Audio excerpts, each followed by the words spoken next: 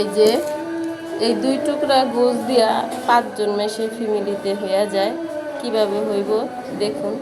এই যে নিচি পেঁয়াজ, রসুন, কাঁচামরিচ, শুকনা মরিচ, আদা এই দিয়ে একটা এই ভর্তা রেসিপি হবে। 2 টুকরা গরুর গোশ দিয়া গরুর গোশের ভর্তা রেসিপি। এই যে গোশটের এরকম করে একদম কিমার মতন বানাই নেবেন, তারপরে সিদ্ধ দিবেন। দেখুন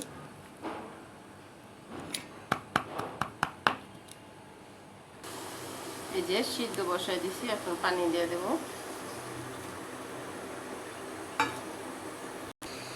দিয়ে দেব একটু সিদ্ধর ভিতরে একটু লবণ, আর দিয়ে দেব একটু সরিষার তেল। এই যে আমার এটা ভাজা হয়ে গেছে সিদ্ধ হয়ে, এখন আমি পাটায় বাটবো। এই যে ভর্তাটা আমি পাটায় বাইটা নেব। এই যে বাইটা নিছি, আর এখানে একটু ধনিয়া পাতা কুচাই নিছি, আর একটু কাঁচা পেঁয়াজ কুচাই নিছি। এখন একটা সুন্দর করে একটু মথা দিয়া আবার এই বাড়াটার সাথে একেবারে সুন্দর করে মিথ্যা যে এমনি মন চাই খুশি অমনি মথেন, যে এমনি মন চাই খুশি এমনি মথেন, মিথ্যা ভর্তাটা বানাই নেন।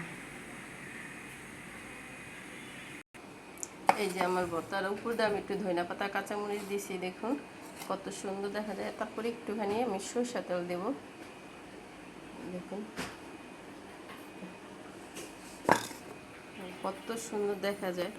এরকম একটা ভর্তা আর কিছু লাগে না মাশাআল্লাহ দিলে।